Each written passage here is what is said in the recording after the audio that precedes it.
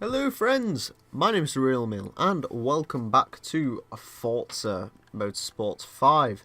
In today's video we're going to be ending off the iconic sports car championship with this, the Mazda RX-7. A very cool car, again 20 cool points because it's got flip up headlights. And well, I've decided because we haven't had a car with a silly paint job yet, we should make this the car with the paint job because, well, everyone loves the RX-7 with various imitation paint jobs. This one in particular, I have no idea where it came from. I just literally put the tag original on searches and had a look for it. I tried using a Fast and Furious one, but that wanted me to use a different body kit that I didn't particularly like, so you know, I figured I'd wanted to leave the car stock but have an interest in paint job on it, so I've gone for this one. Anyway, our first event will be taking us to Bathurst in Australia, mate. I can't do Australian accents, it's too late anyway to do Australian accents. Well, yeah, I like Bathurst a lot actually. It's a very scenic track, it's a very cool track. I like it a lot. Hopefully I like this car a lot as well. I haven't tried it yet. I did do a lot of tuning on this car though. I want a straight line speed car, so I was kind of hoping this would be it, so we'll see how well it's fared. So it hasn't got proper weight reduction. I think it hasn't even got full tyre widths on it, to be perfectly honest, but it should have straight line speed on its side. Let's see what it's like into this first corner. Can't really tell there. Drop it down again. I've also rather slowed down the gears. What? I put more acceleration into them. There you go. Sorry, it's really late. I probably shouldn't even be making videos, but I am. Yeah, so it should be pretty good, and it's not. Let's see what it's like in the corner. Ooh, when we're not getting rammed. There is a little hint of oversteer. Again, you can't really tell in some of these corners because you don't keep the steering on nearly long enough. Some of these other corners though, like up in this hilly section, will be where we find out whether this is okay. There is oversteer. There's also a quite bad twitch as well. I didn't want to make this car too light because I figured the lighter you make it, the more twitchy it'd be. So I'm trying to alleviate that.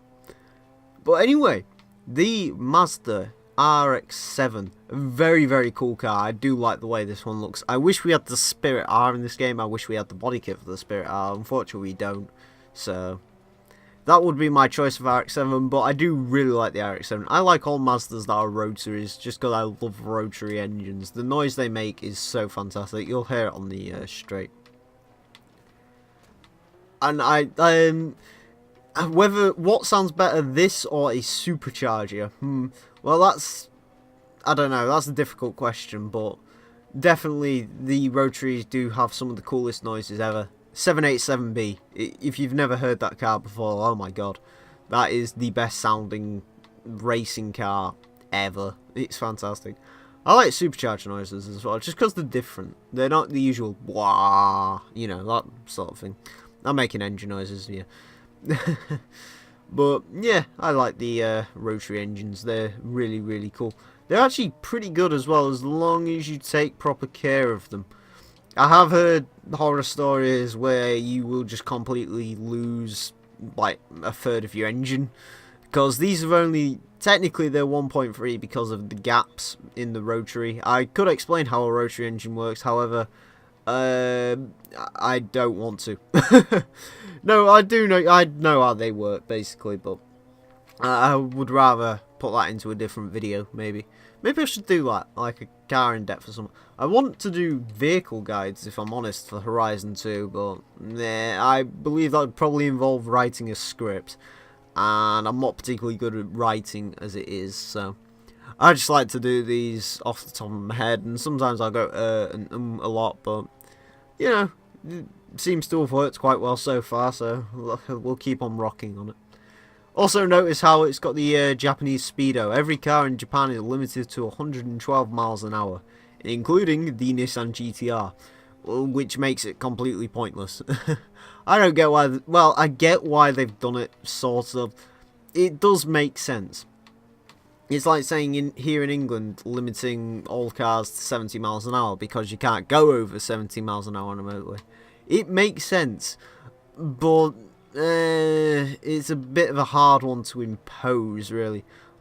I mean, I presume the law's been around in Japan for years and years, so, you know, every new car comes with the limiter. I don't know whether... I don't know if it was just my mind playing tricks on me, but I swear I've heard somewhere that they've abolished this whole speedo thing now. I'm not sure though. It's like the Germans who limited their cars to 155. It makes sense if you've been doing it for a long time. If you tried to impose it here in England today, it wouldn't really work. You know, you'd have to sort of do a recall for every car in England, and I don't think anyone would agree to it, to be perfectly honest. But I mean, you could do it. I don't know how it works, whether it's... Okay, I'm just staring off into... I don't quite know how it works, whether all cars in Japan, if they're made in Japan, they get fitted with the limiter.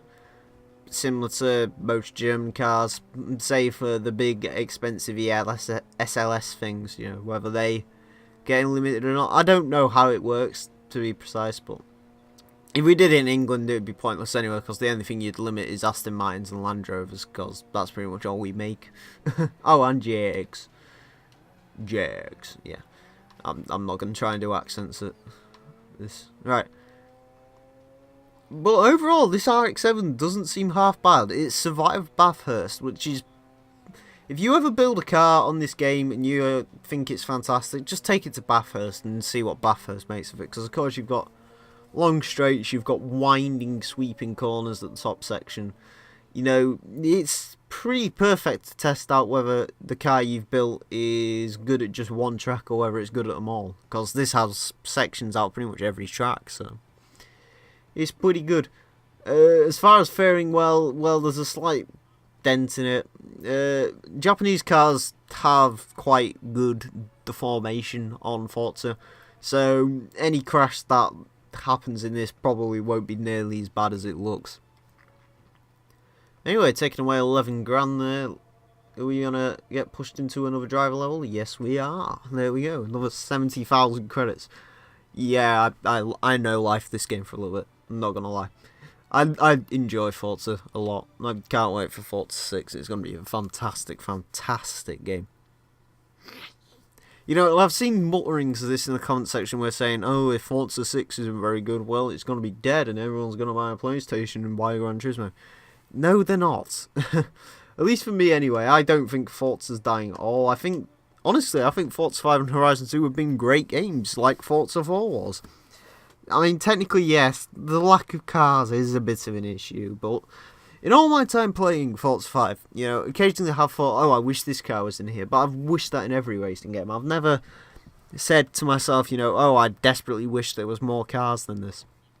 Especially after I bought the car pass. I bought that just because there was generally interesting cars. I like having car passes in Forza. I have car passes for every single Forza ever, I think. Well, Forza 3, technically, I bought the Ultimate Unlimited Edition, whatever it is, that had all the DLC on it. I think I might sneeze. No, it's fine, I think. I don't know. We'll find out. Yeah.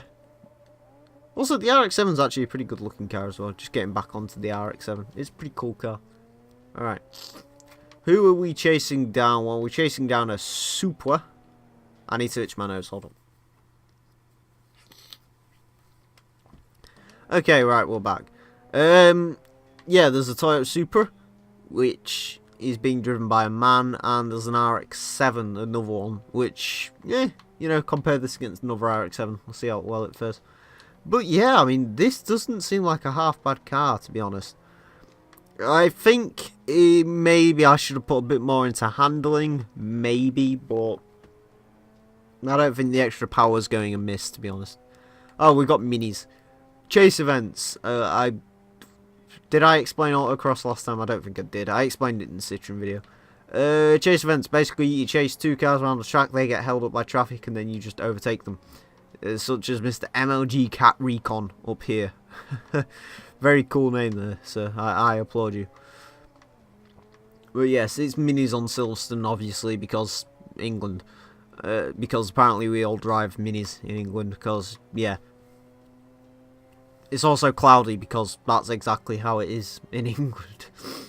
Well, actually, at the moment, it's snowing and raining and frosting, but, you know, Forza doesn't have... Well, it has the Bernese Alps.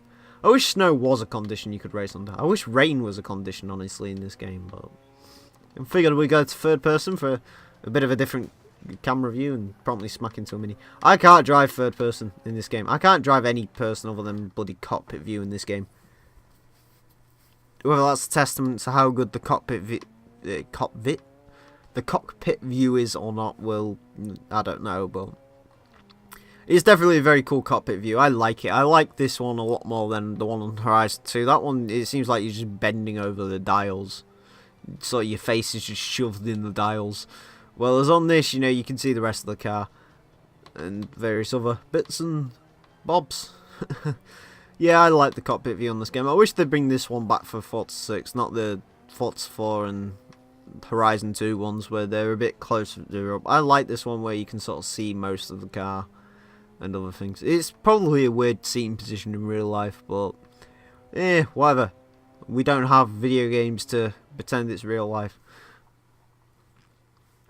I think the Mini might be... Mini?